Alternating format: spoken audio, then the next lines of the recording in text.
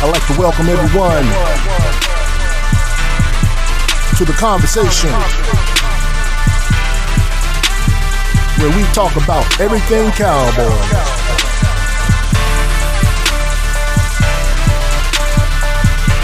My favorite team, your favorite team, America's team.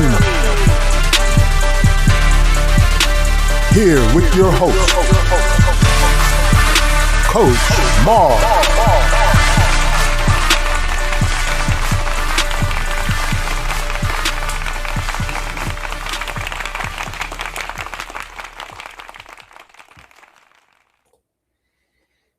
Cowboy Nation, how are you? How are we doing today? How are we doing on this Monday? Some people call it Black Monday. Um, the firing stick is out for a lot of coaches. There's a lot of guys being let go. There's a lot of guys. There's a lot of organizations that's going in different directions. Um, there's a lot of um, hasty moves. Some moves are not very calculated. Some moves has been already put in place long time ago. So there's a lot of stuff that's going on. Um, but I just wanted to get on live for a little while so we can recap some of what we saw yesterday. Uh, also talk about what's next. Where do we go from here? How do we start? Hello, how y'all doing? Yes. What we do next? Where do we go? Where do we attack next? How do we proceed in looking at the off season? Um, what I think we might need, what I think is about to happen. Um, not being too, not exaggerate, not being too um,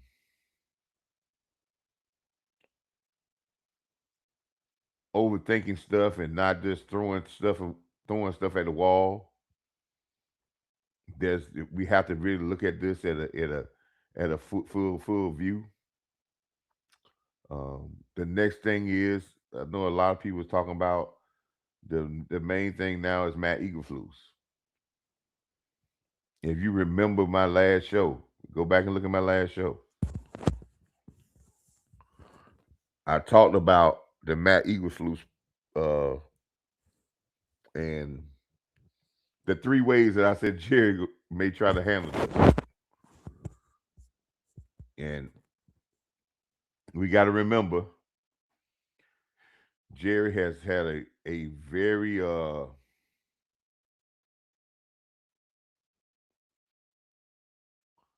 yeah, the game, yeah, yeah.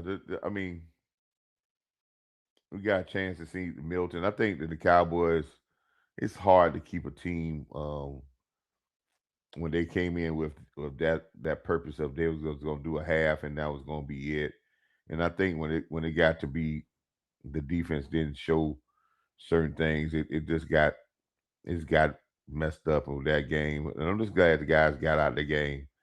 But it talks about the inconsistency of us. Um, Sunday was just a microcosm of our season. And a lot of people want to say that Sunday was a microcosm of the defense. Yes, the defense has been horrible. Our offense has been okay, but it's been inconsistent. It had its ebb and flows of ups and downs. Our special teams have been okay. It started having its flows of ups and downs. I think our kicker missed more field goals in the last 3-4 games than he missed in the whole previous year. We'll have great returns, and then we'll have bad coverages. It's just a microcosm of an inconsistent football team. And I think sometimes we can look at an inconsistent football team and we can see a lot of flaws.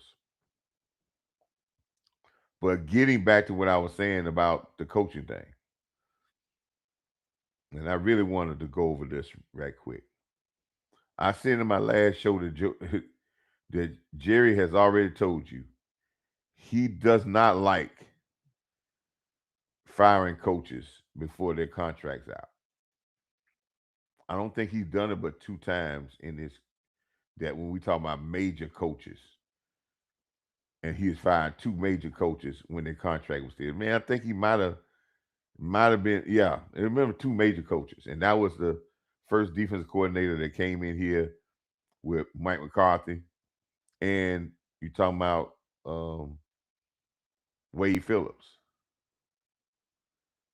But he doesn't like to pay people that does not work for him. And now he has told you this. He has said this. His actions say that. And find my Eberflus goes against what he doesn't like about the NFL. He has said this many times that he doesn't like the NFL with dead money with coaches and GMs. And you see that happening. That happened in Atlanta. They fired their coach and the GM, and I think both of them was under contract. Uh, that coaching, the owner in Atlanta, he's done that several times. He has no problem with paying people that doesn't work for him because if he wants them out the door, he wants them out the door. Um, and Jerry is one of those people that does not like paying people that does not work for him. Now, will he pull the trigger on Eberflus? And I think everybody, it's a consensus they should. Um, I think it should because of the fact that the people. When I see confusion and I just don't think you reaching them, and I don't think the players are just that bad. I mean, some of them may have to be changed, but I don't think they're just that bad. And I just think it's just a bad situation. Also, I just think sometimes we get in the car, our players get caught up in this thing about when we own one person's case, they can hide behind not playing well because it's all going to be talked about with Eberflus. And we should not let them hide behind the defense coordinator. But I said in my last show, there's 3 ways he can handle this, Jerry. He can handle the very expensive way. He can handle the economy way. He can handle the very cheap way, or he can four ways to it, or not do nothing at all. It can either be the very expensive way, Jerry, or he can handle the economy way, or he can handle the dirt cheap way, or he could do nothing at all. And let me explain what I mean by the expensive way. The expensive way is go ahead and fire Matt Eberflus, regardless of whatever you owe him. That's just you just gonna pay him. He gonna be getting 2 checks.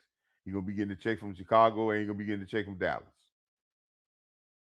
And he can sit out from coaching, and he's still gonna make a lot of money because you may got just a 3-year contract. Go ahead, fire him. Go in here and interview different defensive coordinators. Bring a brand new defensive coordinator in here from another team or somebody who's out in the open market that's probably a former head coach or a person that's aspiring that's going to demand respect and is going to come in here, may run the same system or just tweak a little things, but going to demand getting the high performance out of guys. And along with the expensive way, that person that comes in, you're going to pay them a salary that's going to be competitive. Where it's going to be hard to pay them a salary competitive because your head coach doesn't have that top salary. So it's going to be hard to pay them. And the offensive coordinator probably ain't got top salary. So it's going to be hard to pay them the salary that's going to be competitive out there. Their defensive coordinators should get the better ones where you don't have the structure of your other people getting paid because it's gonna mess up the salary structure of your coaching staff, which you don't want to do that. See, a lot of people don't think about that. How your any organization or any business, if you got low, if the managers at a low level, it's very hard to bring people in there at competitive prices when your top level is not high. But if you want to go the expensive way, you're gonna bring in and you're gonna interview some people that's gonna be top defensive coordinators that's gonna come in here, not only be defensive coordinator, but assistant head coach, and they're gonna come in here. And along with that, Jerry, the expensive way says they're gonna bring their own people. So they may clean house of all the defensive coaches that has been here with Eagle Flus. And they're not gonna just want their own people. They're gonna want their own people, and some of their people gonna cost high dollar. Dick Fangio did that in Philadelphia.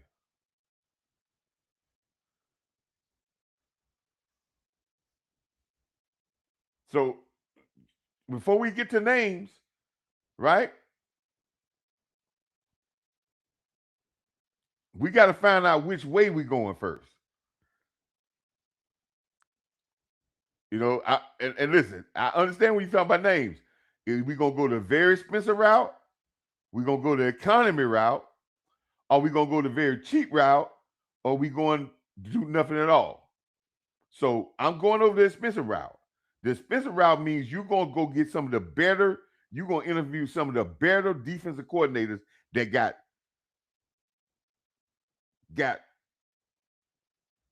been in the Super Bowls, got top defenses, probably been assistant head coaches already, known to have good defenses. But when they come here, they're gonna one, you got to pay them very well. Two, they're not coming. The guys that they got that type of, they got that kind of resume are not coming and being under, not coming in and having their own. Yeah, the people you're talking about, the Steve Wilkes, the Flores, the Raheem Morris, the when they're not coming coaching. They're not gonna have coaches that not their guys. So they may not like. Now, I'm just saying, no, you going expensive, but we got to understand where our owner is. When it comes to coaches, our owner does not go expensive. Never have.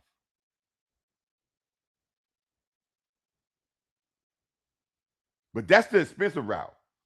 Clear the room, bring in the people. Now, Dick Fangio, when the Eagles went together, let me give you the background of how the Eagles got a number one defense, and their offense still went down, but their defense is what has gotten them into a Super Bowl and at least got them in the playoff this year. When they brought Dick Fangio in, they cleared the whole defensive staff out. And Dick Fangio went and got the guys that he wanted. And some of those guys, like the defensive line coaches, linebacker coach, they cost big money. Check it out. Go look at it. Look at it. They were some of the top guys in those position coaches, and they cost to get that defensive staff together. And that defensive staff didn't have to get a bunch of free agents. That defensive staff didn't have to go get a whole lot of other guys from other teams. That defensive staff built and got that team to play better and draft picks to play better. So when we talk about chasing veterans, that defensive staff didn't do that. And they're playing very well.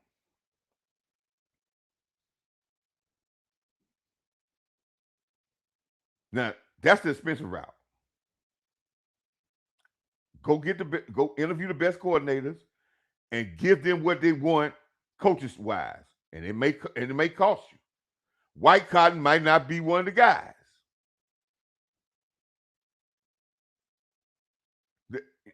I'm just being honest. You bring a defensive coordinator in here, you bring a Raheem Morris, or you bring a Flores in here, he might want his defensive line guy. And the better coordinators gonna want their guys. They're not gonna come in and coach with your guys because it's on them. And coordinators have to be comfortable with their support staff underneath them. That's just plain and simple. That's the expensive way. Let's talk about the economy way. The economy way is not the total expensive way, but it cuts a little corners. The economy way is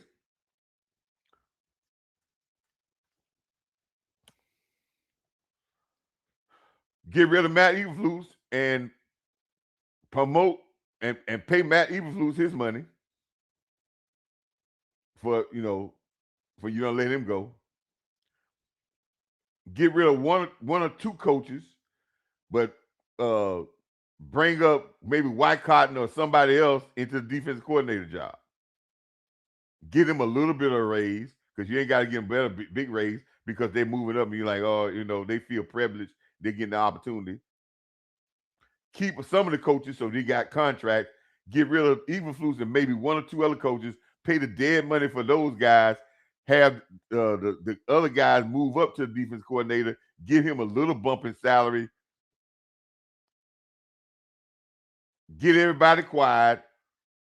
Pump him up. Pump the White Cotton or whoever you bring in the defense that you promoting. Do the PR thing to pump that guy up. But basically, what you're doing is you're not trying to get rid of all the coaching staff on the defensive end. So you move one guy up. He keep a couple of guys. You keep them under contract. You don't extend their contract. You still keep them on a 2-year contract. And so if it doesn't work out, then you let them go. But you pay Eberflus and maybe you get fired one other guy. That's the economy way. Now, I don't know if y'all see that coming, but that's the economy way.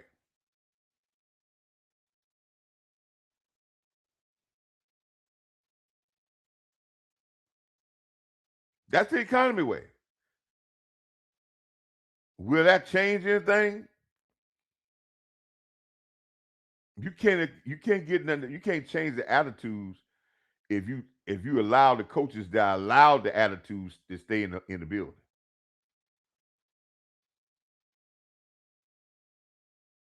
Let me say that again.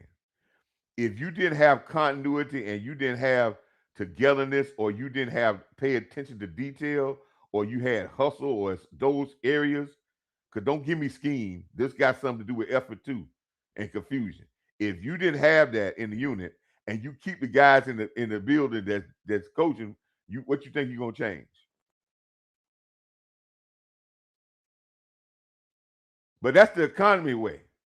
The economy is move somebody up to defense coordinator in the staff, five maybe Eagleflus and another guy, and then play it that way where you only have to pay instead of doing the expensive way of paying all these coaches while they're gone, just have to pay one or two coaches while they're gone. And then your defense coordinator, you could just give him a little bump. That's the economy way.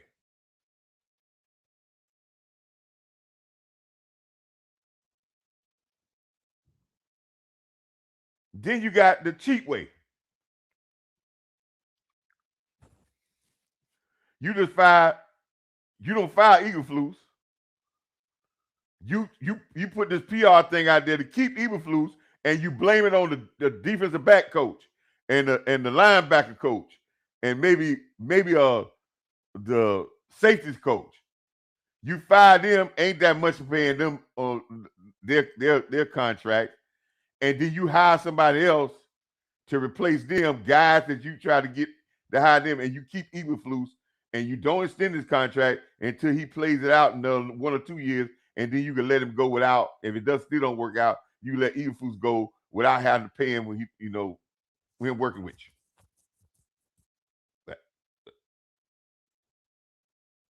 you. I'm just saying. No, no, no, no. You're not bringing George Evans in. Let me tell you, I know from firsthand. George Evans left. He left Dallas because they were so cheap when they're paying him linebacker money, and he wanted to stay in Dallas, and he left to go to Tampa Bay to get more money at the same position. this man, I, this has not been the start. Cowboys have been way cheap. So I very hear any Cowboy fans talk about this, and this has been a very big problem of the Dallas Cowboys for years. Everybody talks about how rich the Jerry Joneses are. Everybody talks about how valued the Cowboys are.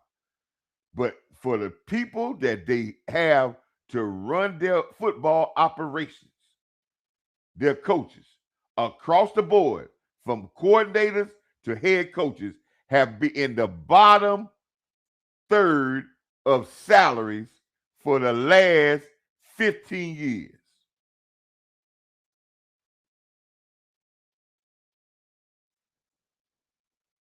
And we don't even pay a GM. Jerry ain't got to get paid.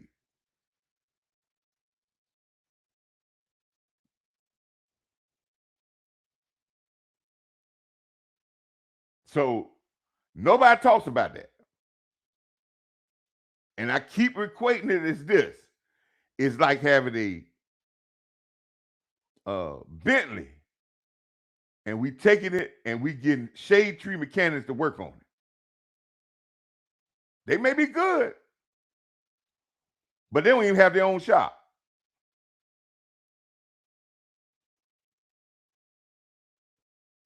So what we think is we can keep getting players on top of that and still have young guys in positions that ain't really experienced coach young guys. I'm just saying.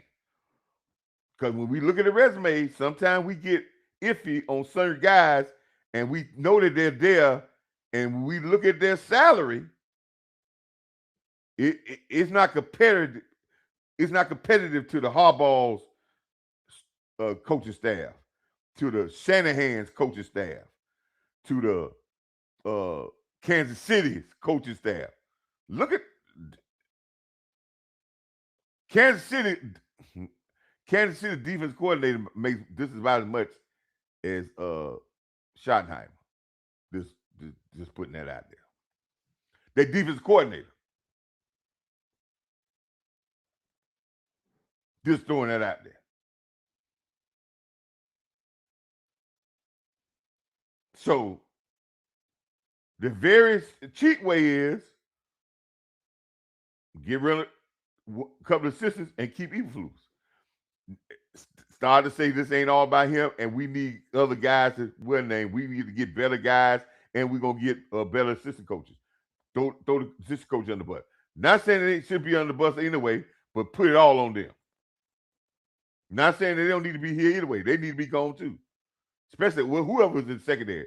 Everybody who's in the secondary, coach in the secondary, got to go. Pass game coordinator, safeties coach, cornerback coach, all that's got to go.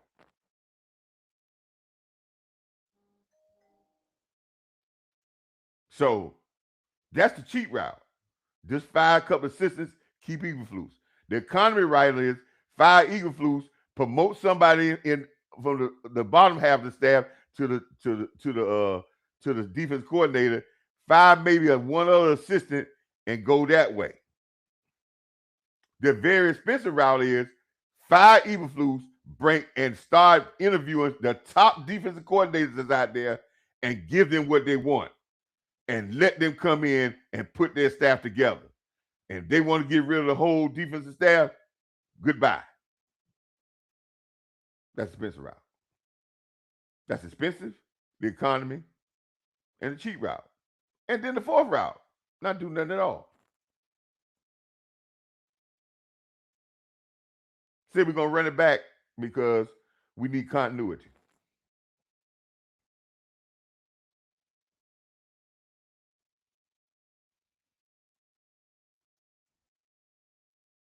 So That's the fourth route. Now,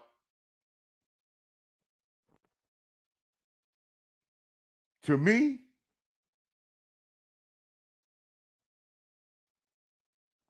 I would go to the Spencer route.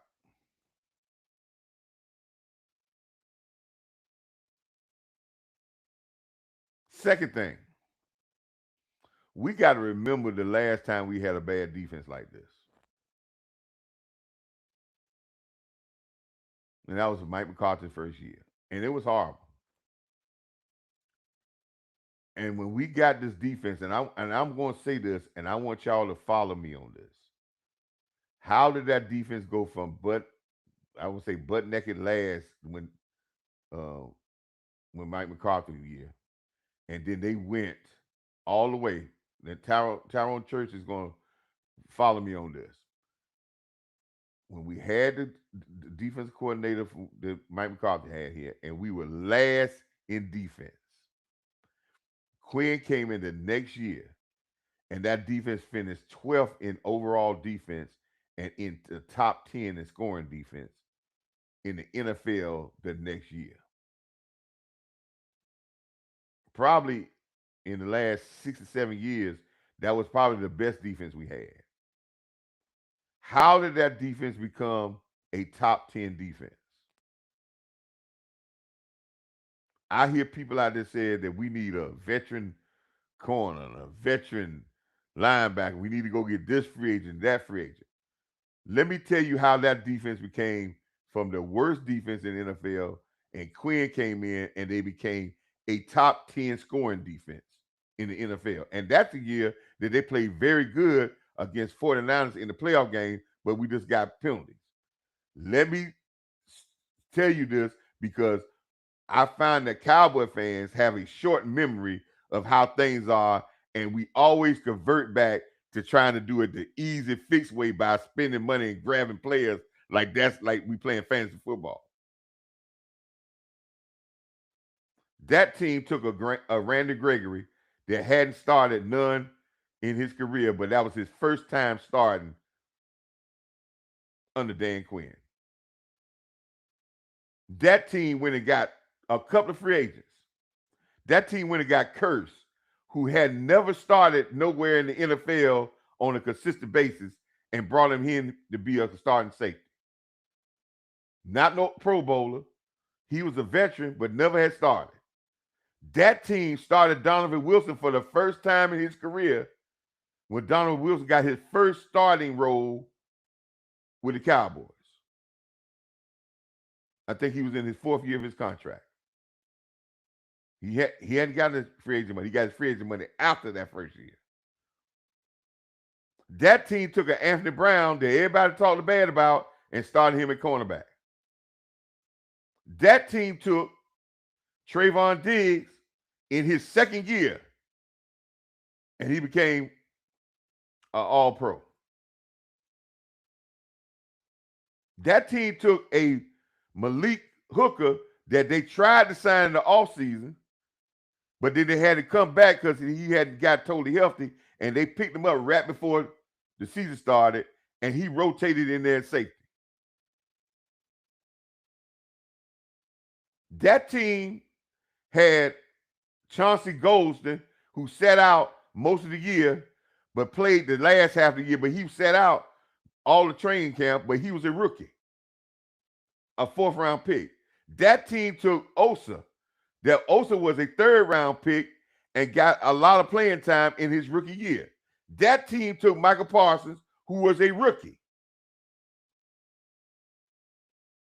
That team had Carlos Watson. I think it's Carlos, a journeyman defensive tackle.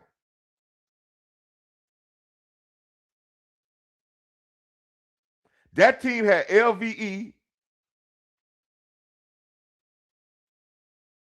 Jalen Smith, and they brought they signed the guy that played safety, and they moved him to linebacker. Do you remember that? No big name guys.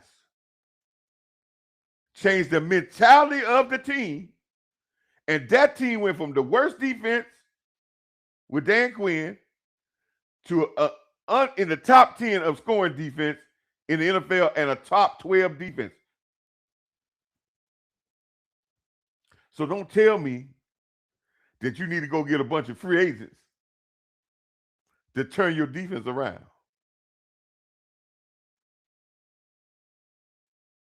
You could do it with rookies. Now, let me give you another example. The Philadelphia Eagles won the Super Bowl last year.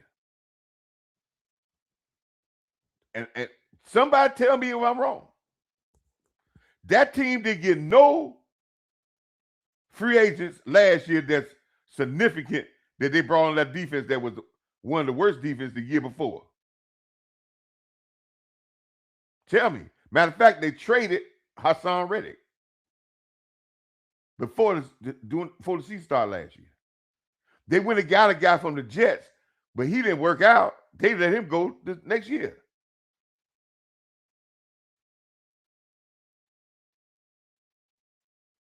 They had two guys in their secondary. I'm just talking about the Eagles. Two guys in their secondary that was rookies. Neither one of them was first-round draft picks. And they started in the Super Bowl. Slay was hurt most of the year, back and forth. He'd play a game, then he got hurt. Tell me if I'm lying. And they became the number one defense in the NFL last year and won Super Bowl.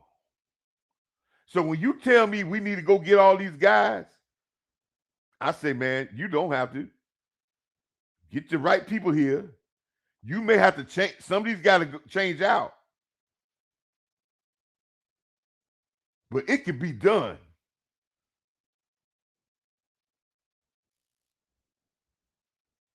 That's how Quinn, and when I go back to Quinn, that's how he changed the defense from butt naked last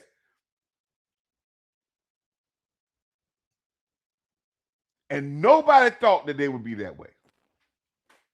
That's the same team that Dak Prescott was out 5 games and Rush couldn't even make a pass. And it showed Rush ain't no quarterback because I think Baltimore should have released him. We had Rush at quarterback that he ain't have 50% passing. And they won four games and 4-1, shut down the Cincinnati team. Yeah. That defense with Quinn that first year after the horrible performance of the year before. And he did it with draft picks, a guy named Quinn Bohanna that didn't pan out but got playing time. He did it with draft picks and guys that people didn't really know of, but he got them to play as a team. And then, of course, he had Michael Parsons. If I'm lying, tell me.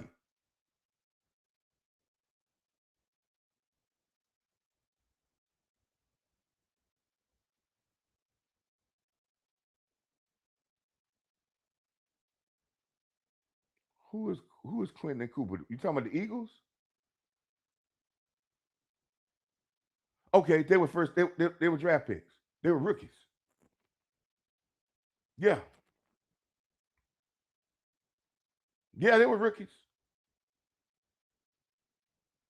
Tell me something else they changed.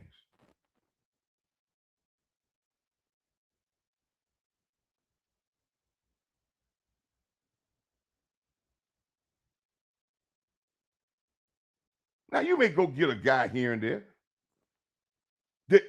Seattle went and got a guy here and there. I think maybe 2 guys. The rest of their defense is homegrown, but they play well together.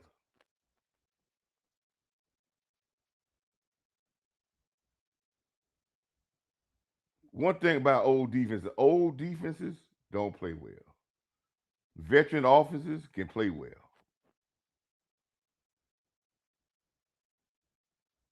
You need flyers on defense. And you don't need nobody saying, "Oh man, I can't. I'm bruised up. I'm hurt." No, build your defense consistently. If you watch the consistent teams that's at the top of the food chain just about every year or close. Every year they draft heavy defense. But they probably draft more defensive players than they draft offensive players. Yeah, you keep stockpiling drafting defensive guys because you could draft guys in the second, third, fourth round and undrafted free agents and find guys that really can fit their role to the team. When they was with Quinn for that year, and I always say what I thought was they just got complacent. And I always say sometimes we got to be very careful about people that we give praises to. I remember one time people were talking about they wanted to keep Joe Witt. I wasn't too happy with Joe Witt because uh, in Green Bay,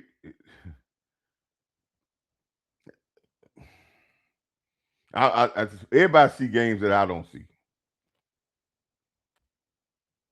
I said this before, man. When we played Green Bay in that playoff game, I would give Jones with his little bit of rushing yards. Just don't give up 3 or 4 plays that was over 50 some yards, 40 some yards in the passing game, and we probably can stay in that game and win it with guys running wide open down the field. And then when I said that after the game, and guess what? Then it got proven because the next game, Green Bay ran for more yards against San Francisco than they ran against us, but they didn't get no big plays in the passing game.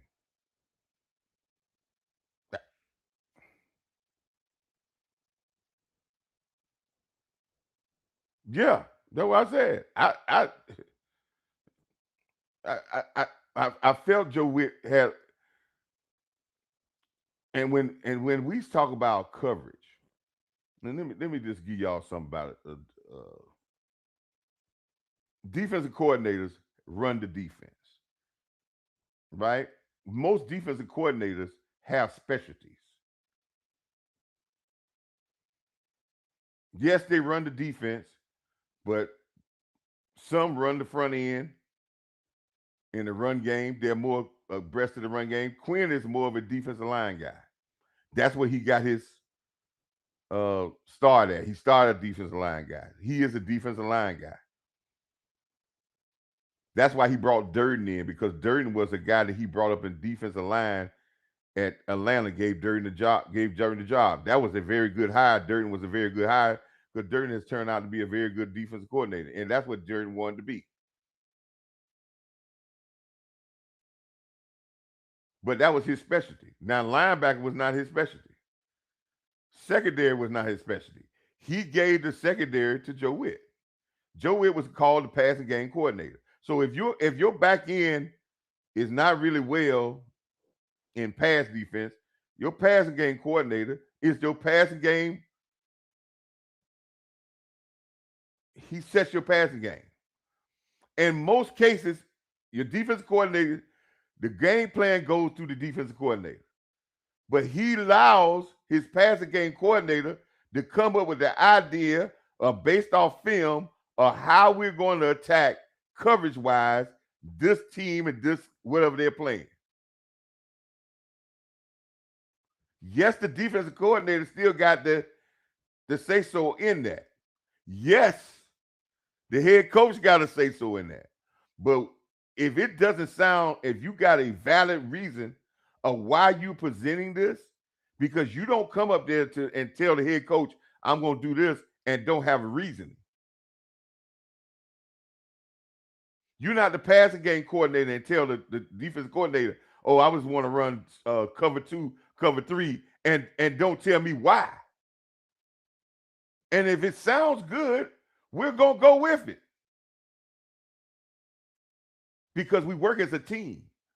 But there's still levels.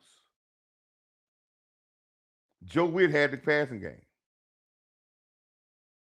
There's only so much that the cornerbacks coach can do with the passing game because Joe Witt is the passing game coordinator. They still working together, but there's levels.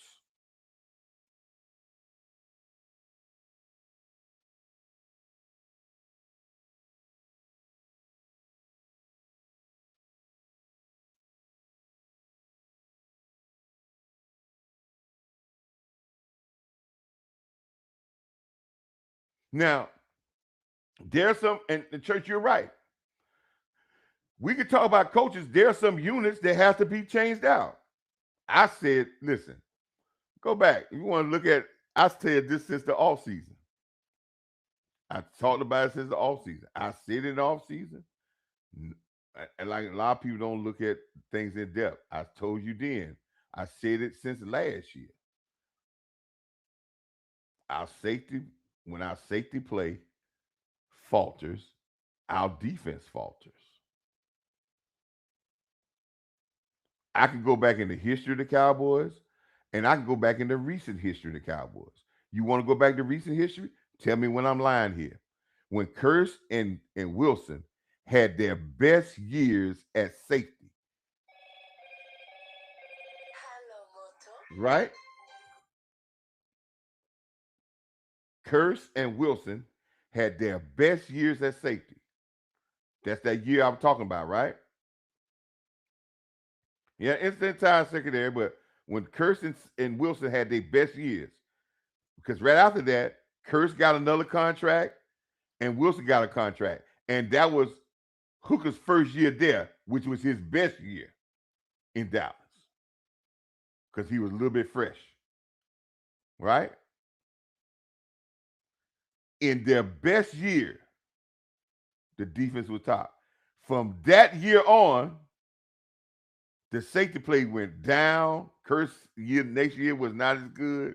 Wilson went down. It has gone down since then. And how's the defense going?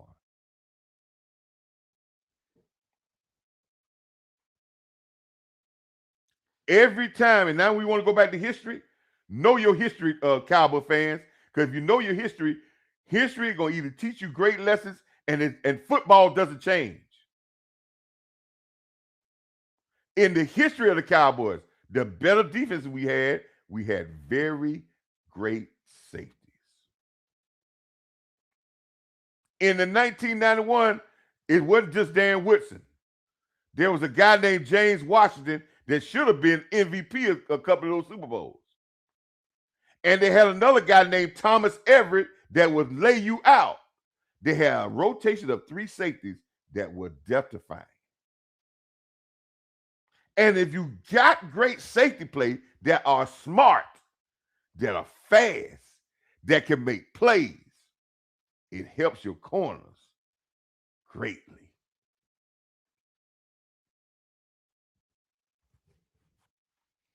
My first show when I first started the channel, I said, and y'all gonna see, y'all gonna say, well, yeah, uh Jalen Ramsey got burnt last night on some plays. But listen,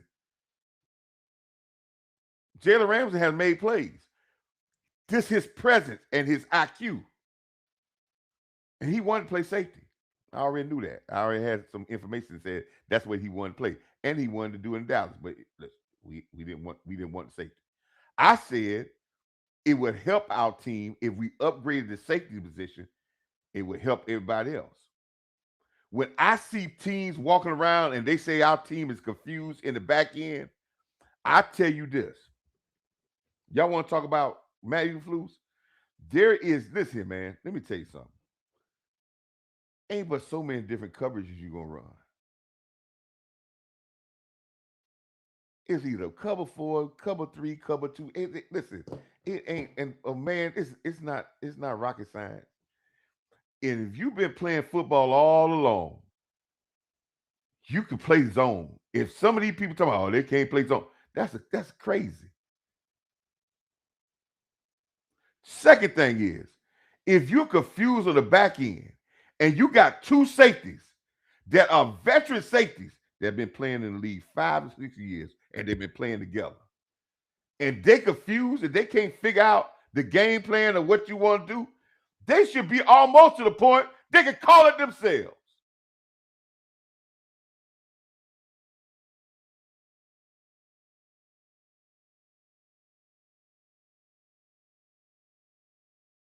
And nobody saw nothing wrong with that.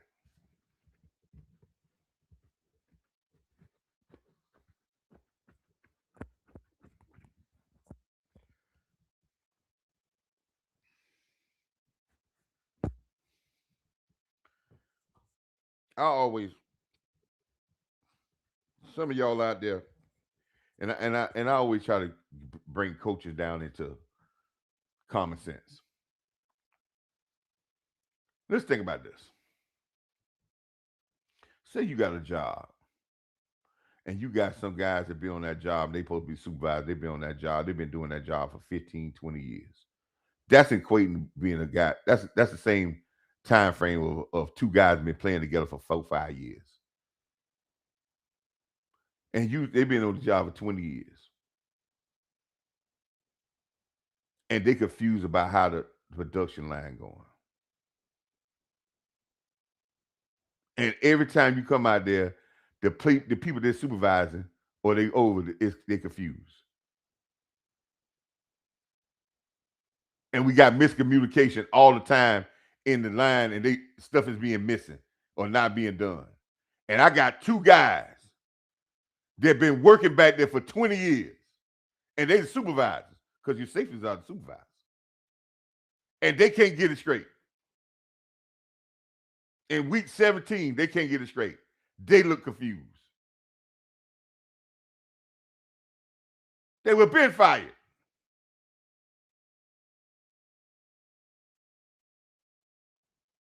One, they're not fast. So their athleticism is not there. Okay. They're not athletic. They have no speed. Okay, they don't have athletic. Well, Donovan Wilson again was a hitter. But every time he hit somebody now, he hurt. Hooker ain't never been a hitter, right? All right. They're not fast. And I said this, you check my Twitter. This was weeks ago. 10 weeks ago, I was saying this. Nobody listened. They couldn't hit nobody. They not fast. So I have no problem with that. So you got them there because they're veterans. So we're going to live off their IQ because they may not be the fastest, but they're going to find themselves in the right spots because they're going to be able to diagnose and they're going to be able to get our young players in the right spots because you say that they're young, they're veterans. And they can't do that. People confused. So what in the hell can they do for us? They ain't fast. They can't be physical no more. And they slowing the IQ.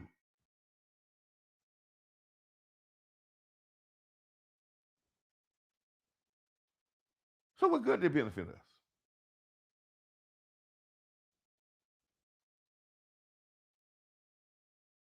It's because we like them. And guess what? They probably take less money to stay. And if a guy's on the end of his contract and he takes less money to stay in Dallas, you know what that tells me? That he know he can't go no place else because he know nobody's gonna pay him. And he could be here and be mediocre and he'll be all right with us.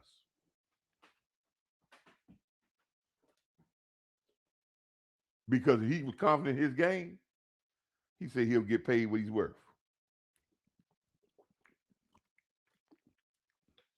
And guess who did that? Who did that? Jordan Lewis. Who else did that? D-Law.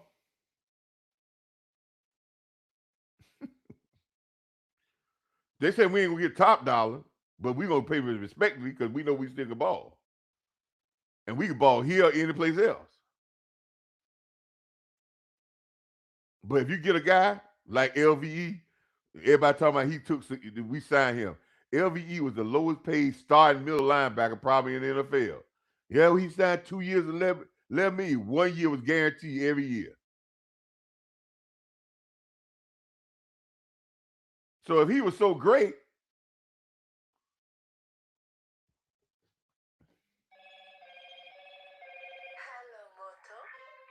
so like I said, that's a problem. So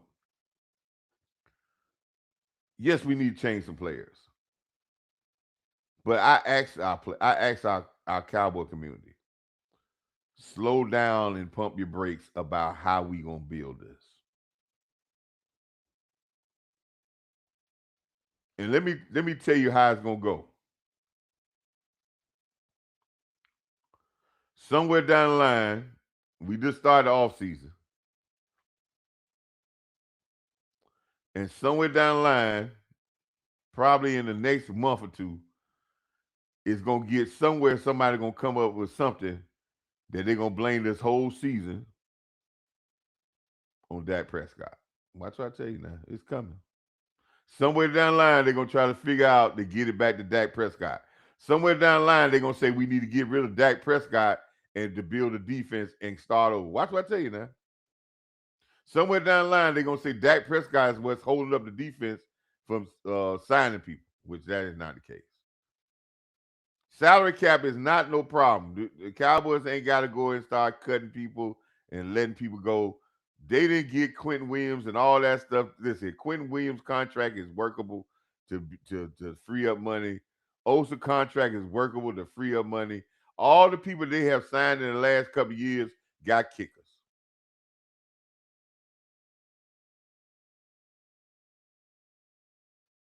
I tell you one thing: when you go watch a person sacks, when all these people were grading and watching Terrence Steele, now they must be seeing something I ain't seeing.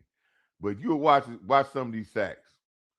If the ball is being held over 4 or 5 seconds, and if it's a play action pass and it's a sack, see a lot of y'all don't know that. If there was a hard play action pass play and it's a sack because the ball is not, it doesn't come out within 2 seconds, it's very hard sometimes for linemen to hold those blocks because they are already out of place because they're fast. It's a fast set. Two, Terrence still got one problem. Everyone's he has to hiccup every game for getting beat inside. Not constantly. He just had that hiccup. But when you look at our offensive line, when we talking about one guy giving sacks, when we look at overall, we didn't give up that many sacks. I think Dak only got sacked 30 times this whole year. And I know I could count at least 10 of them that a couple of them was on Dak, and most of them was, a lot of them was cover sacks. So when we start looking at that, man, I, I say this, man. Don't take the record and make you screw your opinion on everybody because of the record. And always go to the canned answers about, oh, it must be this guy. Because I think some of y'all sit back and wait for Terrence Steele to mess up. You can go, it go 16 plays, it go 100 plays, and you be like, dog, and you can dominate play, and we be waiting so we can say, oh man, that's how it is.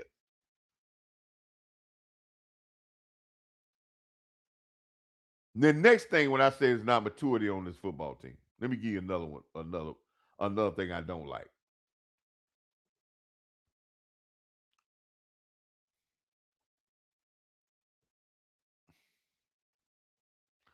Tyler Smith.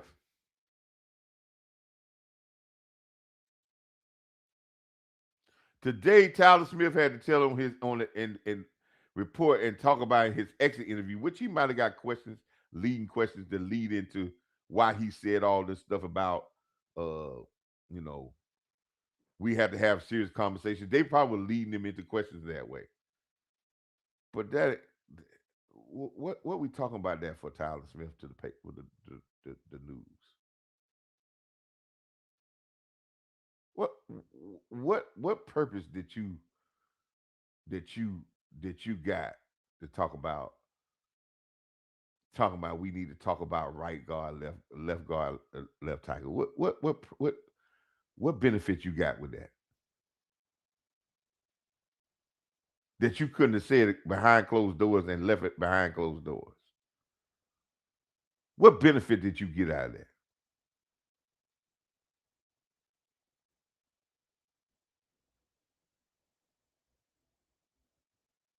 What benefit did you get out of that? And what benefit did you get out of your former teammates, of your current teammates out of that?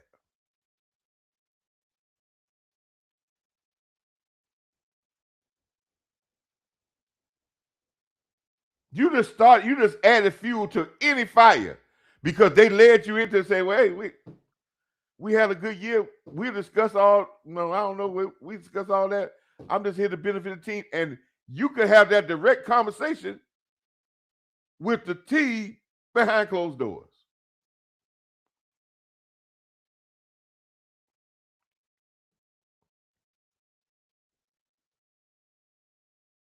What purpose did that serve? Oh, some people say, well, he's just trying to get it out there so people won't know they don't get around. Well, when that time comes, you can talk about that. And that's got a whole off season to go to. So what purpose did it took for you to say that about all that about the position?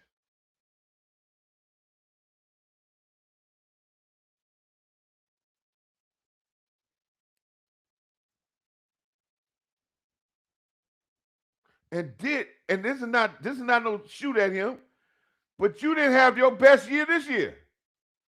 You had a good year, but it wasn't your best. So what are we talking about?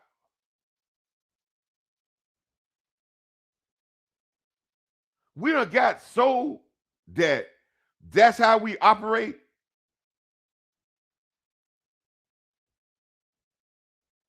As a football team.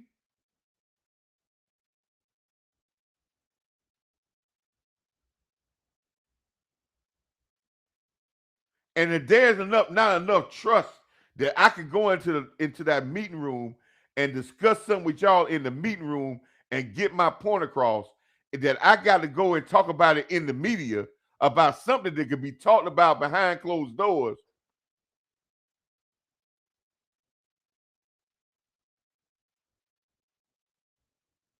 Then we got a bigger problem.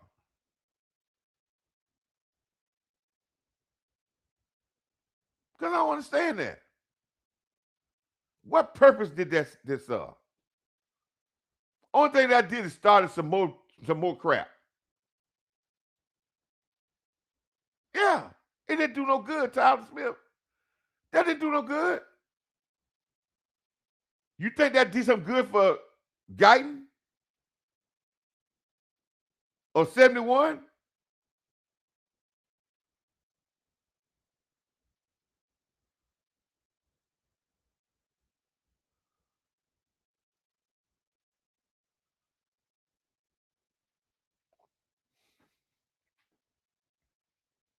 Could have kept that, man. So when I heard that stuff there, I said, what are we talking about?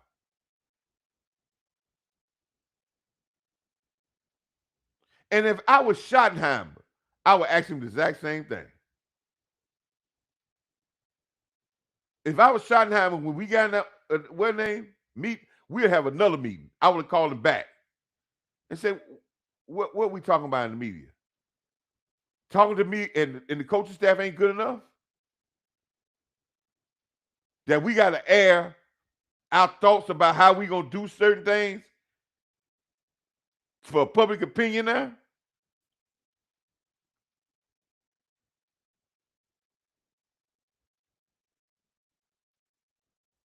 You want clarity by talking about it in the media.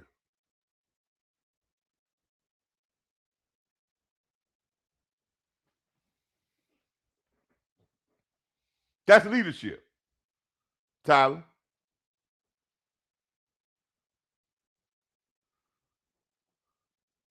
And if you want our better players, if you don't have autonomy to go to the coaches and go and sit in that exit meeting and say and talk about this behind closed doors about how you feel and what the direction and get clarity without nobody else knowing what you're trying to get clarity on, that you got to expose it to everybody else, or you let a leading question lead you into going in all that.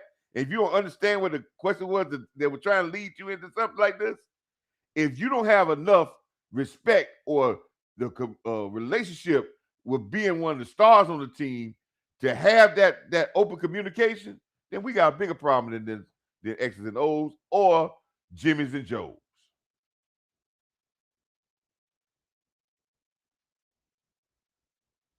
And it's gonna take way more than just some players to fix that. Or some coaches.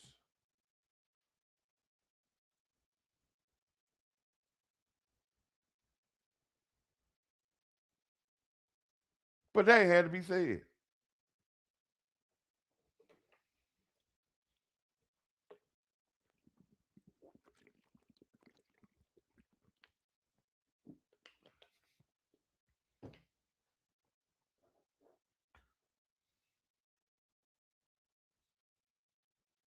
I just I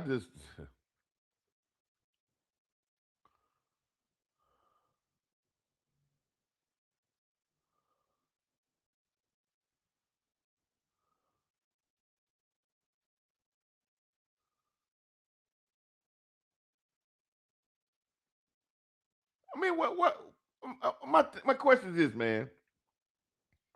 Check this out. What telling everybody the day after the season over with that we discussing about we need clarity about what we ain't got the mini camp yet.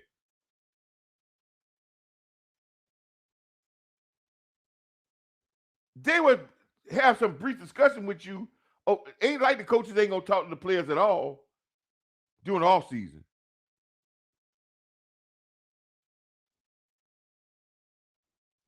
Why are we even talking about that?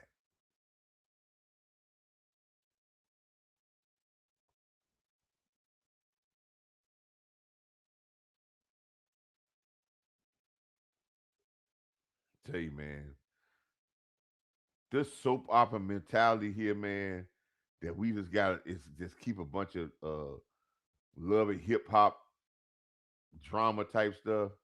That's why you ain't winning. You can talk about players and go all that and coaches. We can talk about that's why until we get our mind right about football and stop all this every time if we just we throw people off the boat thing, we go get somebody else. Go throw somebody off the boat. Listen, man, I would keep this offensive line together as long as possible.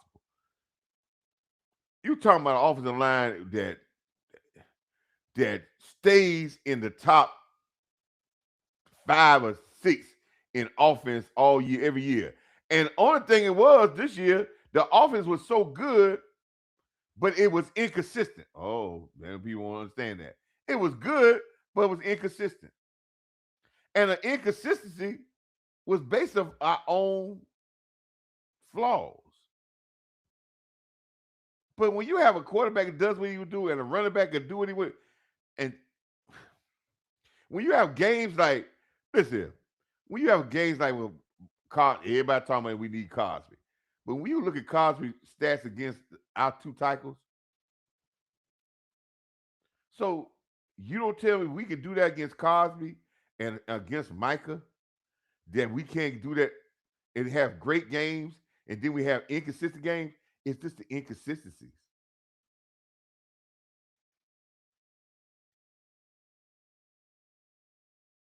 And you know, every year, know what we always do? I'm gonna tell you this. Think back for the last 5 or 6 years. Every year we go in the offseason talking about one unit need to get better and the other unit is all right, and we don't talk about the other unit, and we talk about one that unit gets better than what we talk about, and the unit that we don't talk about get worse. Because we as a fan base, we always blaming it on one thing. It's a team loss. This team, defense, offense, special team, coaches, players, ownership, all are accountable for being 7, 9, and 1.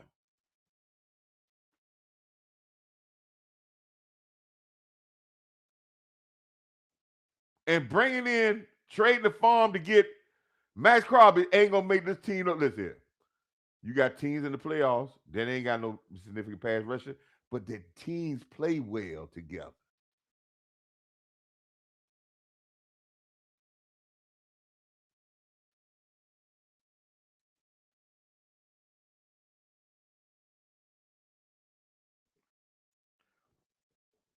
But that Tyler Smith thing, it tripped me out today, and I'm still trying to wonder why that is. And it's good for us as content creators because we got something to talk about. We got a conspiracy to talk about. That's good for us. It's good for the media. It's good for them to nitpick at that. But it's not good for the team to have those type of. That's something that need to be talked behind closed doors. And shot, you got to have that type of. Listen, that's a direct thing you got to have a conversation with him about.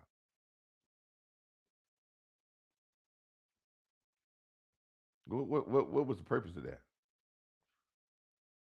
So you saying you can't tell me something and we can't discuss it? We got to put it out there for everybody else to hear. That's how it goes. That's the relationship we have. If that's the relationship, we got a problem. But getting back to what I said, man, I don't know. Jerry might have pulled the trigger is while I'm back on the show, but it's three ways, and don't be surprised if it can either go one of those three ways. It's three ways that we can go about this whole thing. And I've said it before, and I said it on my last show, and I'm gonna say it again. Some people might say, "Coach, you being crazy." Now, I got my cash app down here if you want to support the channel. Some people say you might be crazy. Um, this defense coordinator can be done the expensive way, the economy way, the very cheap way, or nothing at all. The very expensive way is go ahead and fire Eberflus. Go ahead and bring and interview the top candidates that we had listed out there. That's going to be the top candidates. The Flores, the guy that was the I like the guy from um Akeem Mars. I like him from Atlanta. Got great skills on the wall. And the top candidates, and understand that you're gonna have to pay them well to come in to be the Dallas defense coordinator.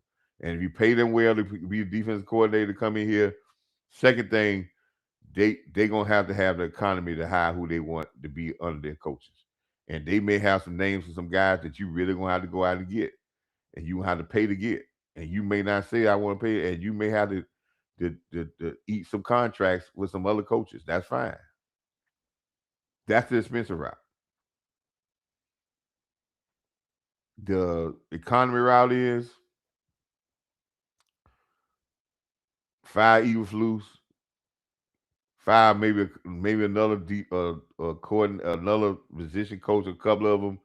Promote one of your people within your organization, defense coordinator to defense coordinator. Keep some of the defense coaches there. Get that when you promote it, just a little boost and raise, and go with that, and say you just got rid of Eberflus and blame whatever passing the defensive back coach, blame him and fire him. Promote one of the guys, then you don't have to pay a bunch of dead money contracts. You just pay Eberflus and maybe one other contract, and you keep the rest of them, and you get a low budget defense coordinator within the staff. That's the economy route. Not saying I would do that. That ain't saying I'm doing it. I'm just saying, just be aware that the Cowboys can do that. They don't pay coaches. They don't like paying coaches, and they don't like paying guys what they call dead coaches money. And Jerry talked about this last year. He says over what 400 or 300 million or so how many $1 million out there that the NFL paying coaches and GMs that they have fired in advance. And they said he talking about totally in the NFL. And he said that was ridiculous. They don't like doing that. They got a history of not doing that. So they may try to fire a couple of people and try to keep the rest of the staff together. That's the economy route. I ain't saying I want to do that. I'd rather go the expensive route, but they could. Then they can go the real cheap route. Cheap route is they keep Eberflus and fire a couple of fire some of his staff and hire new staff, and they only have to pay the staff, that they let go their buyouts, which ain't as much as paying Eberflus probably, and a whole staff buyouts. Well, could do that. And Eberflus stay, and they talking about we gonna give you another chance, but we're gonna get more coaches, and they're gonna put the burden on the coaches. They could do that. That's the cheap route. And then to do nothing at all, keep it just the way it is. Now, don't be surprised if it's either gonna be one of those three things, four things. It ain't gonna be nothing else. But don't be surprised if they start trying to build a narrative to go the economy or the cheap route. I don't think they're gonna go to number 4 and not do nothing at all. But they gonna try to force it in a way they can go the economy or the cheap route. I don't think that Jerry wants to go the expensive route because that's be paying guys that he's fired and paying top dollar to guys he got to bring in here. As what I've always said, playing a defensive coordinator top dollar when you already got your head coach and your offense coordinator probably not getting top dollar. You want to make sure you got continuity on your payroll of your staff. I'm just saying these are realistic questions they have to be asked. So, second of all, pump our brakes about who's got to go, who's going.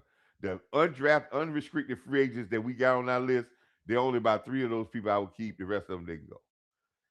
You look at the undrafted, unrestricted free agents we got on this list. You look at the draft picks we got coming in. You look at the guys that we already got signed. Listen, man, we ain't in no salary cap hell. They wouldn't even made the Clark deal if they knew the Clark deal would have them in salary cap, and they already knew that Green Bay took the burden of that. They know that Clark is good with his contract. He's not trying to get another contract. They wouldn't have made the Quinn Williams trade if they didn't know that it was going to be suit them well on the back end. The Cowboys made no moves that they hadn't thought about 3-4 steps down the road with salary. Billionaires do not make decisions without thinking about how it's long term. Nowhere. And one thing billionaires don't like to do, and but some of these other owners like to do it because they want to make a change. They make a change. But Jerry has stated that he does not like paying dead cap, they not their dead coaches money. The coaches that's no longer with the organization and they getting checks from the Cowboys. He could have let Diggs go a long time ago. They was gonna let Diggs go anyway. Why ain't let him go a long time ago? No, he did. He kept the money all the way till it got to the last $300,000-$400,000. Because they let Diggs go and Diggs didn't sign no way. He would have had to pay Diggs that $9 million or the $8.5 million, and Diggs would not be on the team. And he didn't like that. He wanted to get everything out of the orange, even though it's detrimental to the team because when people already know there's a divorce, it's crazy. And for people to say, Diggs wasn't no problem in the locker room, wouldn't you be a problem? I had a friend, and I'm gonna say this, and I'm gonna go.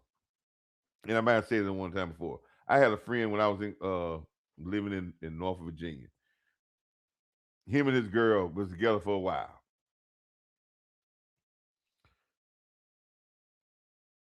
They started they was living in an apartment and they signed a lease and then they decided, man, they was already having problems and they decided they was not gonna be together no more. They were done with each other. But they decided to stay that year in the apartment because they got a lease together. We all told them, say, man, that's not gonna work, man. Go ahead and just, man, y'all break the lease, go on by bed. No, they decided to stay 7 more months, 8 more months, not together, but we're gonna stay as roommates, and we know we're gonna go our separate ways at the end, but we gonna stay together. That was the worst 7, 8 months that he ever had. It was constant problems. Why? Because when you already in the breakup and it's already over, the best thing to do is you to go ahead your way, we got my way, and then we can go ahead and start, and then we can keep that controversy, and we could probably prosper. You can prosper, and we can probably prosper because we get out the way. But what they did was they already let Diggs know they weren't gonna sign him when they took the $500,000 from him, and they didn't kick his contract down. He already knew the dead money. He knew all his guaranteed money, so he knew he wasn't gonna be in Dallas. So you think he's gonna be a great citizen, and he know you just trying to use him up? Come on, man.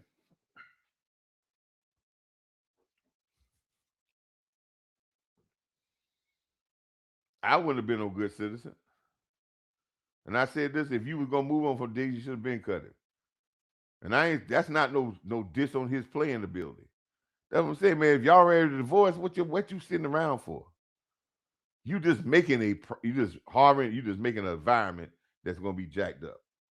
And the Cowboys, listen, we making an environment that's jacked up with a bunch of uh, uh, questions.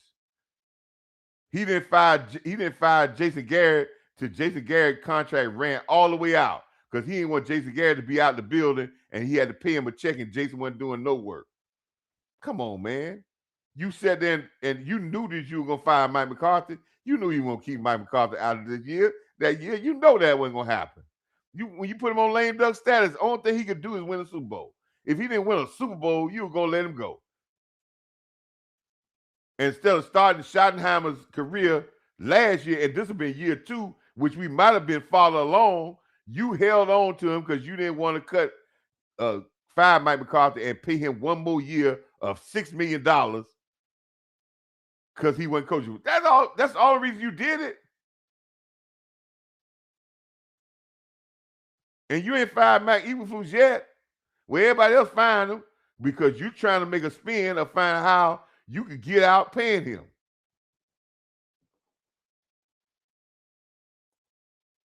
Or who you could bring in here that's going to come in here and do it cheap.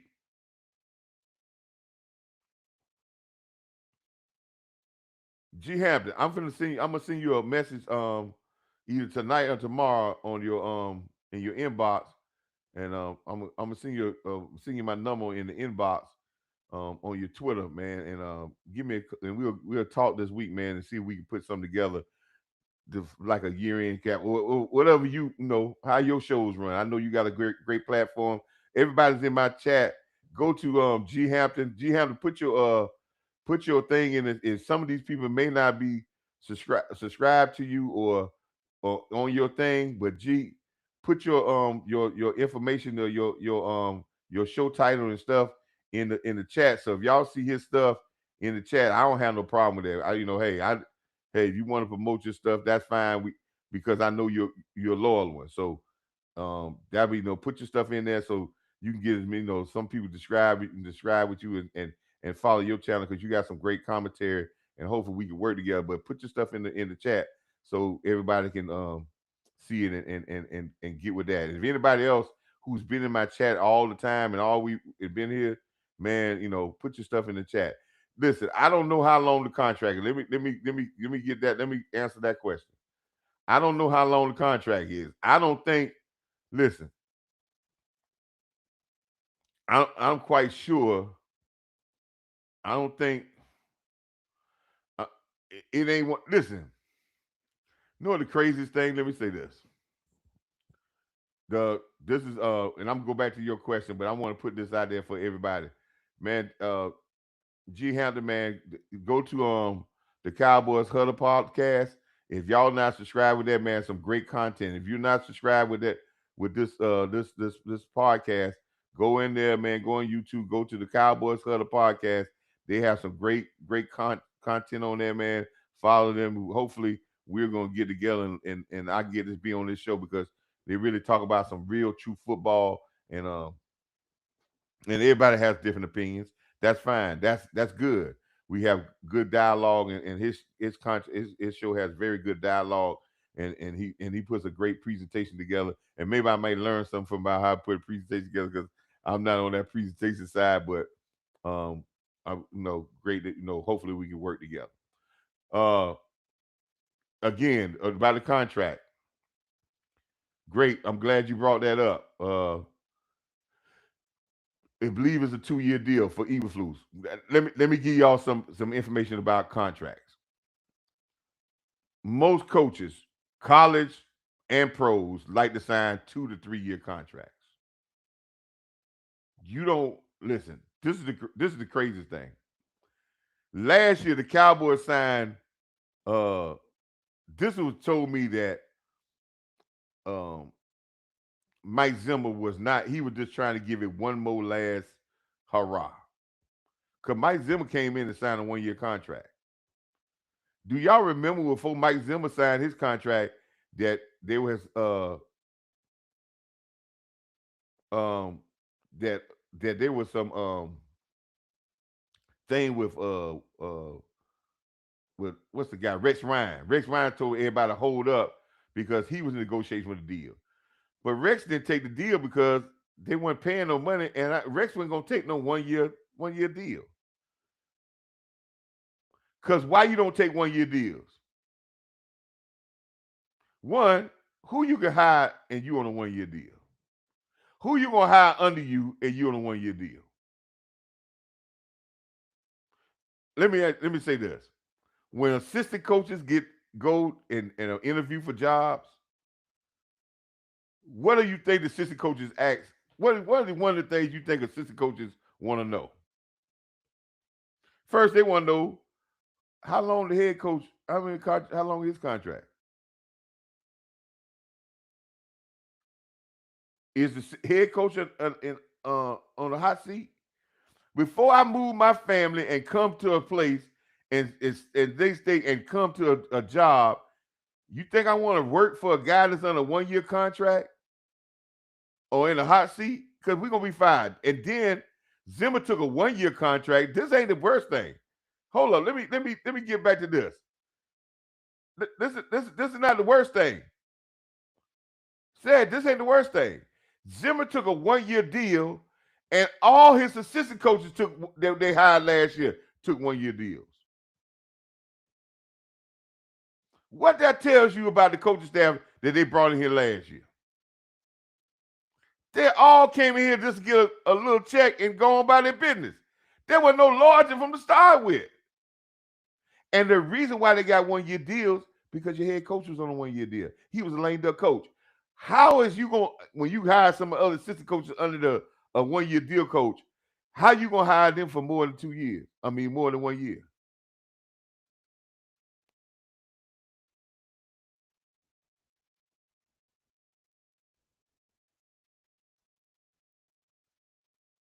So I'm saying we gave up a lot. Yeah, you're right, G. We gave a lot, but listen, defense was not that great because you didn't have no Lord. So you had Zimmer probably on a 2 year contract, and he probably gotten Cotton on a 2 year contract. Probably got all the deep because they had a whole defensive staff. All of them probably on a 2 year contract. If you fire Zimmer, I mean Eagle yeah, which I agree. I'm not saying this because I don't agree that you fire. Okay, now I don't want y'all to think I'm defending Eagle. I'm just telling you how the Joneses operate because it's documented. If you fire Eberflus, you got to pay him 1 more year, which he already getting paid by Chicago. Jerry don't even like that, so you got to pay him 1 year. He gonna get checked from two places. You gonna pay him.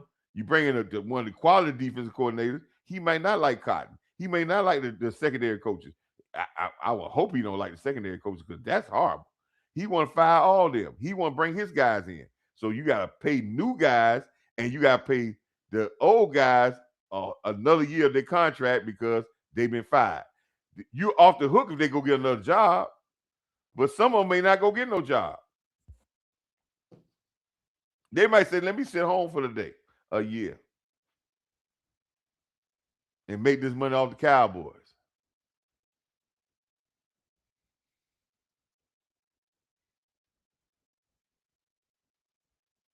So that's listen, and the Joneses have showed you that they have been cheap when it came to coaches. Nobody talks about it. Everybody acts like that don't mean that. It does because a lot of y'all talk about this, and let me bring this conversation up. A lot of y'all say that where the Joneses want to run over their coaches and Michael coach and get in the way. Probably so.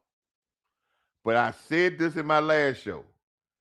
If you pay guys more money and you pay them with nice salaries at the top of the chain, or you pay the bigger guys, the more important guys money, that comes with a little bit more say so.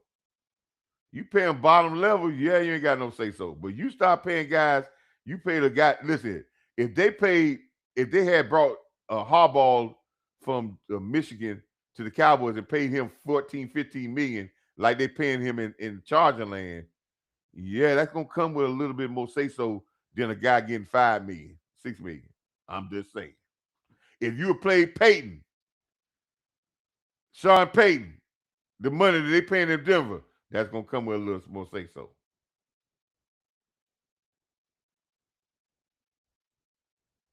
Well, no. Michael Gallup, Michael Gallup and Zach Martin are on the salary cap. They're on the cap. Listen, let me explain something. Let me explain something. Zach Martin, Michael Gallup, and several other players, right? They're on the cap. Listen, listen to me good. Just because they're on the cap, they have a number on the cap. That don't mean they're paying them. That's a fictitious number that they have to add to the cap. Matter of fact, Trayvon Diggs will be on the cap for the Cowboys for the next 2 years, but he's not getting no money because he's got all his guaranteed money. He's gonna have a number that's gonna be on the cap, but that's not writing him a check with money. They make sure, the Cowboys make sure that they have just about all your guaranteed money up before they get rid of you, because they'll put your name on the cap list with a number beside it, but you ain't getting no checks. Ezekiel Elliott was on the cap. I think they had to pay Ezekiel about $3 more million, but he was on the cap for $6 million. But all his guaranteed money was paid up. So when they brought him back, they just paid him straight salary. See, the Cowboys, Jerry told people this. He don't like playing people that ain't playing for him. It's a cap number. It's dead money. But it ain't official cap. So when you look at people contracts, look at how much guaranteed money they owe. And if there's some guaranteed money on there, their cap number might be, after they're gone, might be $10 million. But they might not have about $2 million worth of guaranteed money left. They're going to get that $2 million. But that other money is just going to be a fictitious money that they can try to spread out. That's an accounting number. That's not a check. That's not bound to checkbook. But coaches, there ain't no dead money, fictitious dead money with coaches. Because coaches ain't on no salary cap. And guess what? If their contract ain't up and you fire them, right? And it ain't just because you moving on, you owe them some money.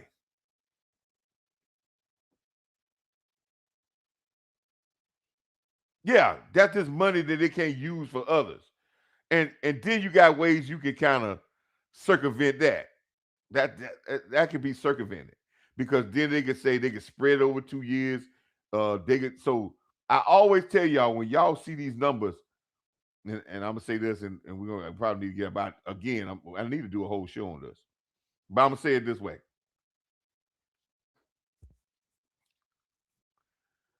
I always said to y'all, when you hear these people contracts, take the guaranteed money, divide that by the years, and then that is their real.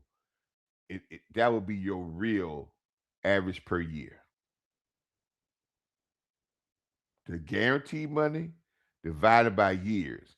And if they got some voided years on the end of the contract, like Dak has, he had 4 years and then he got 2 years voided. Take the guaranteed money and divide it by all the years of the contract. That's your real average per year.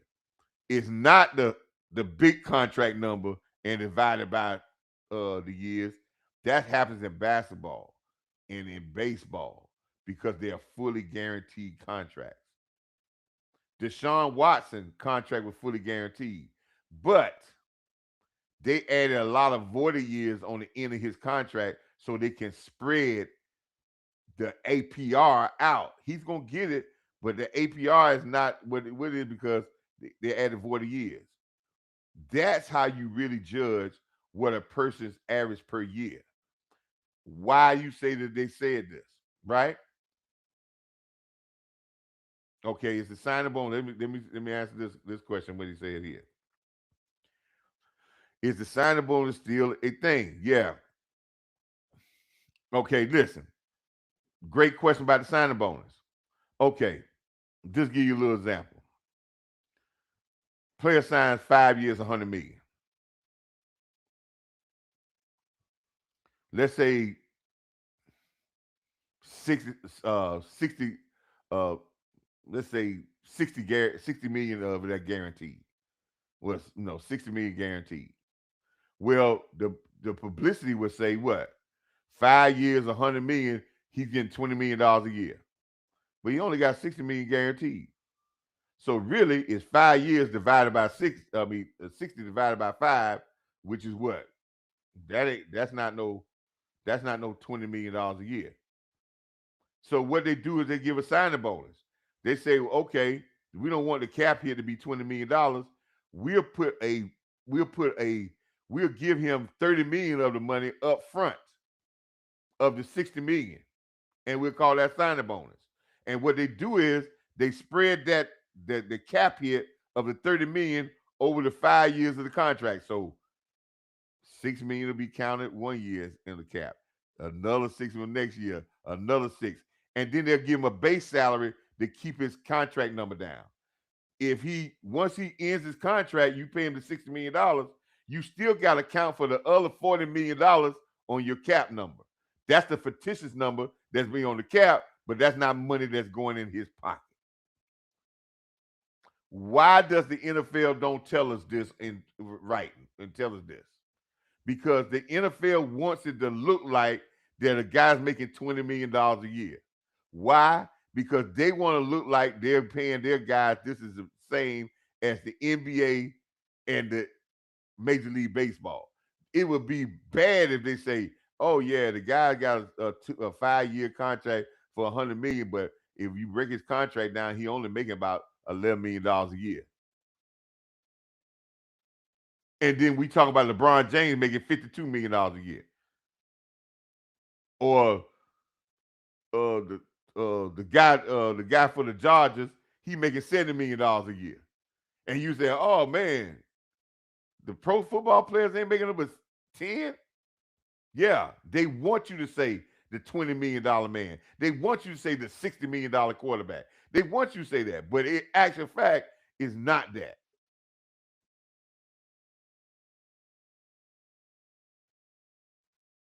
And the Cowboys always keep trying to tell you that it's about the cap. It ain't about the cap. The Cowboys automatically, and this is the known fact, the Cowboys put a kicker in every contract. And what they mean by a kicker in every contract, they can restructure the contract. It doesn't change your money as a player, but they can restructure it to give them cap relief. So what they do is convert some of your salary into bonus, and then they spread it out over the contract, and that lowers your cap number. That cap hit might be $40 million next year, but they got a kicker that can make it down, bring it down to 19. It don't change his money. He don't even have to sign off on it because it doesn't change his money, his guaranteed money, none of that. It's just structured out how it's paid out and what is counted as bonus and what is counted as regular cash.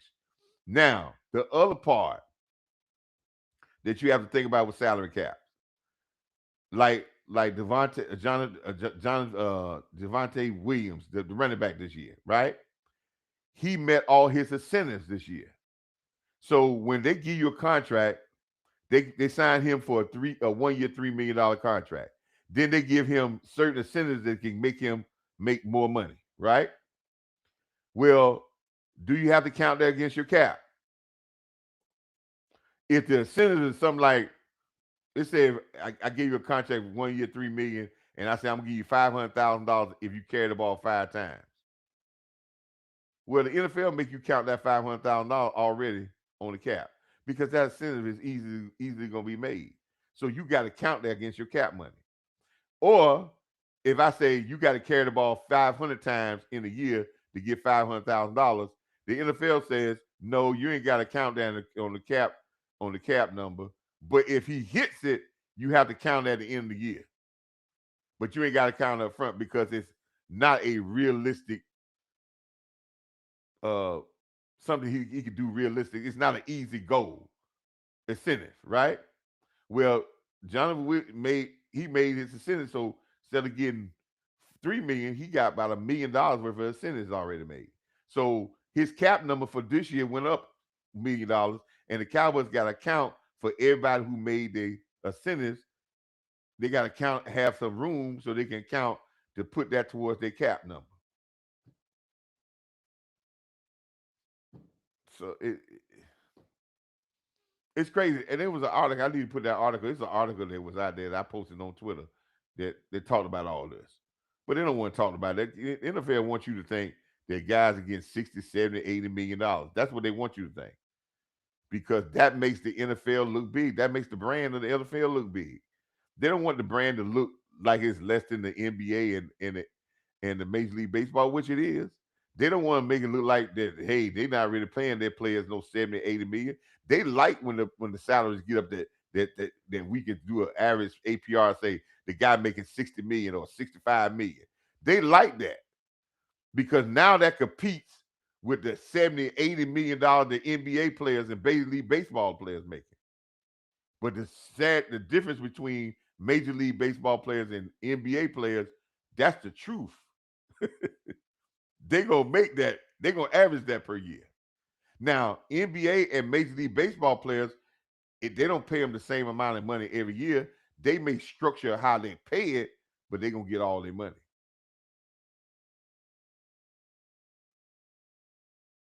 The NFL also got what we call guarantees in there.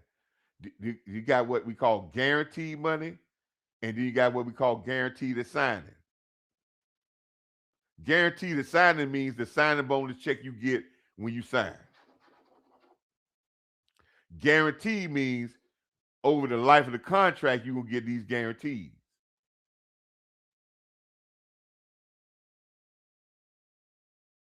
Some teams don't guarantee a lot of money at signing. They want you to spread your money out and they pay the big lump sum on the back end. Remember Michael Parsons' agent kept talking about the structure and how the money was being paid out when he talked about it with Jerry? They wanted money up front because he probably had some investments or some debt that he wanted to cover, and he wanted a majority of his money up front so he can get, make some moves.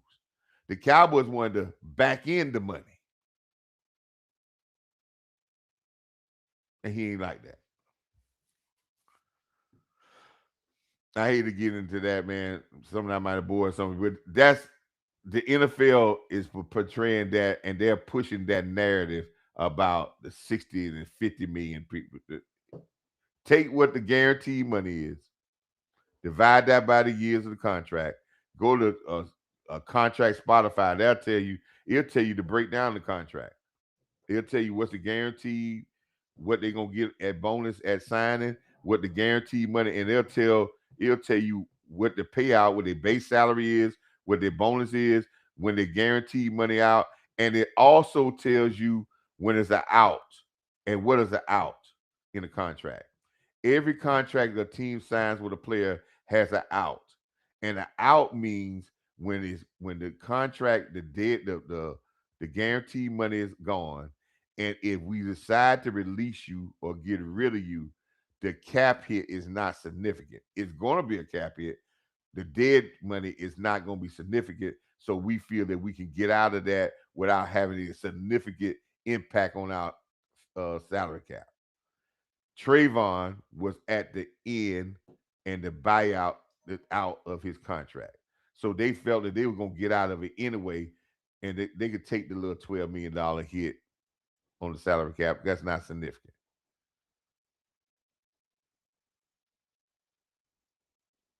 Zach Martin. Y'all remember Zach Martin last year? 2 years ago? Oh, but I'm gonna say this right, and I'm gonna answer this question.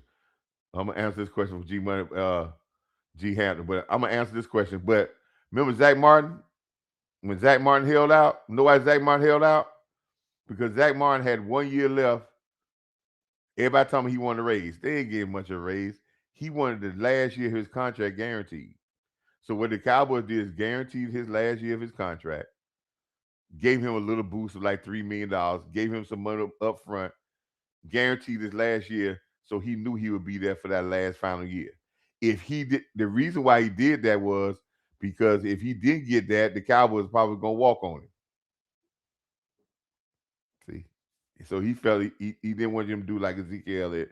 He wanted him guarantee that so he know he get 2 years and he can get 2 years at top dollar. And why do a player want to get the last couple years at top dollar? because they average your last 3 years in your retirement payout. Yeah, I ain't know that either, did you? That's why it's best to finish while you're on top with the best salary and not finish a journeyman walking around and making less money before you retire. Best to retire when you got the biggest part of your contract. Just another nugget. All right. So, G have asked, so coach, what would be your next move now that the season's over? Well, the first thing is I'm gonna make a decision on my defense coordinator. And I'm gonna make the decision right off the bat. That's the only decision I'm making right now. And then I got to get my defensive coordinator in here because I need to get that in place for him to evaluate and his staff in place before I make any decisions about defensive staff. I need the guy in place because I need him to be talking about the guys that he wants to draft, the type of players that he wants to run in his defense. I need that defensive staff to come in here as soon so he can what he always gonna do is gonna look at every film of every player on the team to say yay or nay. Maybe he can figure out what their problems is. He might can say, hey, this is we got what we can work with. But he needs to do that. So yes, I'm gonna make that decision. Free agency, there's gonna be some decision, but I think you got enough of nucleus here to start off with. And so I just think what we need to do is get something, and Schottenham has to build um let's still keep building that culture. But gee, we got off to a bad start when we started hearing what when they had that conversation, when Tyler Smith had that conversation in the media. That's a bad start because one, that's that's not good. That's not good for the of a culture build right there. Listen, you can get these players back. See, we allowed we see we talk about this. Let me tell you something. You get Jonathan Williams back if you Devontae if back here, you got to have a number in your mind. It ain't got to be top dollar. You got to present his agent with that number, and it's got to be decent, but it don't have to be top dollar. And you can't just low budget people. You can't just them scrounge. You present a number to him and then allow him to get in the free market, but you got a number. If you believe that your organization, that he likes your organization, if you believe that he's um likes playing in Dallas, don't give him no crazy number, but to give him a decent number. Tony Pollard should have been here because we had Tony Pollard. Tony Pollard would have did just as much or more, which he did do more on a worse team. But what we do is try to play this game. And if we were offered Tony a decent contract, Tony left here and said, I remember him saying, they never offered me a contract. Even when they franchise tagged him, they never offered me a contract. See, we play that game. Go ahead and offer him a contract to fit in your structure and go ahead. Don't try to drag this down because you're trying to get the guy and see if we can get him at a bottom level. Man, come on, man. Go ahead, put the and listen. Now I ain't say give him uh uh 10, $11 million. I would say this. I would offer him a contract about 4 to 5 million. I would offer him a three-year deal, 17, no, 20 million, 13, 14 guaranteed. And let's see what he say. And if he get that somewhere else, let him go. But guess what he'll do? He'll take it. But not offering him nothing and waiting and let him go back and forth and let people talk about what his value is and what your value is what what the team value is. And guess what? Do y'all see every time people put the value of a player on the what name said the so and so say the value of this player is this? Check how many players don't get that. Most 9 times out of 10, well, the value they say they get less than that. It goes back to what I was telling you what the NFL trying to do. They're trying to promote an atmosphere to make you think that they're just like the NBA and the Major League Baseball, but they're not. Don't fall for the false narrative. Offer him a good contract. Same thing with Pickens. When you go through the financial tag, just understand we're not paying two receivers, or we're not gonna pay you more than we paying CD Lamb. That's crazy. And if that's the case, that's what he's asking for. Let him walk. I I don't think he's gonna get that nowhere else. No, he ain't. Y'all can say what people can say what that's just hype train. This guy is not got. He don't have numbers. Had never had no numbers like these top receivers had. He ain't never had numbers that in his career that's been better than CD Lamb. Don't listen. Don't get don't get that twisted. I'm not saying he's not a good wide receiver. I'm not saying he's not had a good year. But I can tell you, nobody's gonna invest no 35, $36 million in them. But the Cowboys need to offer him a solid contract, just like the Eagles did with Devontae Smith. Even though some people say that's the way, but they came to him with a deal that felt that hey, you making me rich, right? And you came to me, so I can go ahead and get it out of the way and down the road. But if you let it drag out, then we gonna have a problem. Come to the people with with straight face and do real negotiation. That don't mean that you're gonna give them the break up the bank. And if you come to them with a fair deal, not trying to get over on them, and they say that they keep hounding what some say, hey, well, go out there and see what the market brings. And don't publicize the deal. Go out and see what the market brings.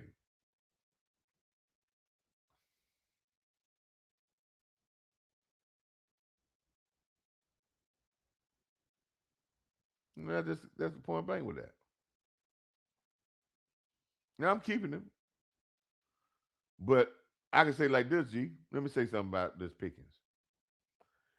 If we build this defense to be a dominant defense, we can win a Super Bowl without Pickens. We can win one with Florida and your tight ends and CD Lamb. Because I don't see I guarantee you in the Super Bowl, I bet you we ain't got no other team that got two $30 million receivers. So if they can do it, why we can't?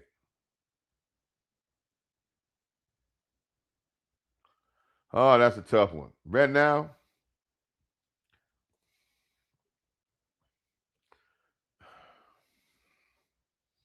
I'll give Shotty probably a C plus.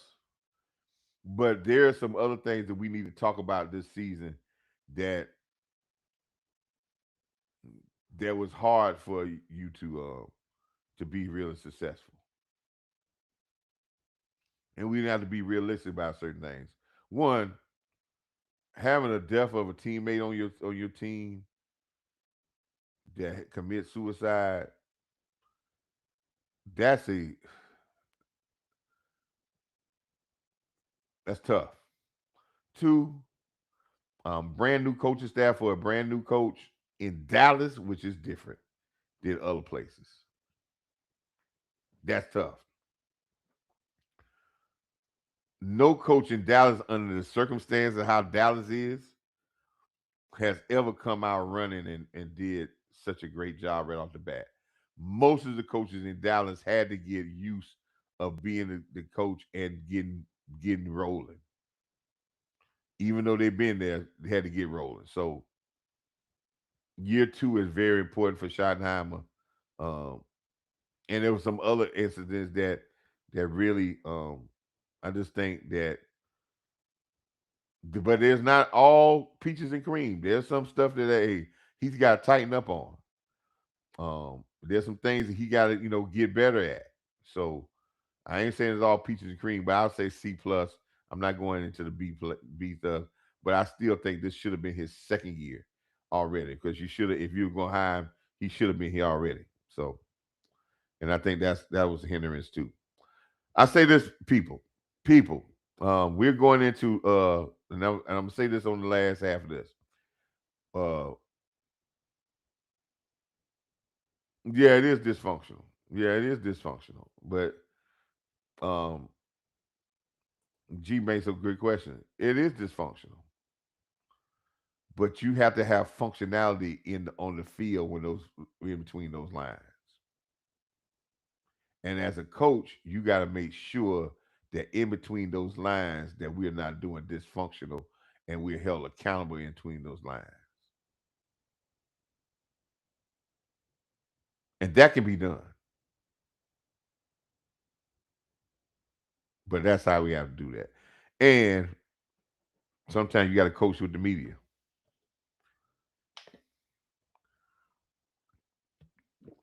Sometimes you got to tell the media what you actually see. Sometimes to get it straight. And I guess that's what Tyler Smith was trying to do, I guess. But that's for coaches to do, but not players. We're gonna be doing some live streams for these playoff games. Defense is the forte this year. You have offenses making some big plays, but defenses are being very tough, very stingy, making some great plays. So we're gonna be following. I I I believe the game that I'm probably gonna do a live stream on this week maybe be the Philadelphia and 49ers game. I think that's going to be a very interesting game. I don't think that's going to be the best game, but we're going to do that because we have a rooting interest against both of those teams.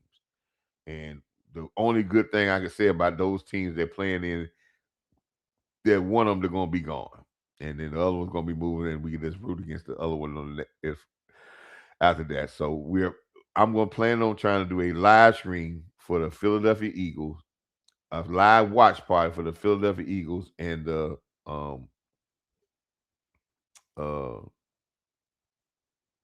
49ers. G, I don't know if you ever did a live telecast for the game. I don't know if you thought about doing it. I don't know if your show does that or not, but that would be a great thing if we may want to put that together to discuss how other teams perform, discuss how other teams are doing it, and then we can kind of compare and contrast of some of the things that we need to do and look at and we can kind of see the mentality of other teams in playoff teams, and then see where we drop the ball. If you in this comments, man, if as my friend Ginger, I know she be telling y'all in the comments and encourage y'all in the comments. Um, Miss Ginger is a very special person, and she's my helpmate, and she be asking y'all to like, comment, and subscribe. Um, and all the other stuff. So again, please share, like, comment, subscribe. Uh, do what you can do to support the channel. I put my cash up in there. My cash app is PBS, uh, $ PBS 222. Any cash app will be help support the channel and keep it moving, so we can move into a new studio. All the other stuff, man, that you want to do. Let's keep on working. We're gonna keep doing these things. Let's be a little bit patient of how this off season go. Let's not get all over the place. They're gonna have rumors every day about what the Cowboys should do. Just don't be jumping all over the place. Just don't be jumping all. We are because they gonna have us jumping around. But we had a tough year. The work starts now. We can go to work and get better. We don't have to jump on the free agent. I don't believe in building a defense with old guys. I believe that we can get guys and we can coach them up. We got enough veterans on this defense that we're gonna keep, that we can sprinkle some young guys in there and have a dominant defense. But we just have to get focused in being a dominant minded type team. Until next time, I always say, coaches, there's no need to say, coaches, get your mind to work. Now we're talking about the Joneses. the Joneses and Will McClay, get your mind on your work. Get your mind off these crazy stuff. Get your mind on the work. Let's make quick, the swift decisions in how we sign players and whatever, and let's get right so we can get the people in continuity and working in our plan. And remember this. Always remember this.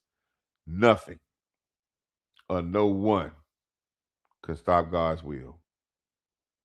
Nothing or no one can stop God's will, regardless of how what's going on, the turbulent stuff that goes on in this country is going around football. The college playoffs is being very good. Defense is ruling there too.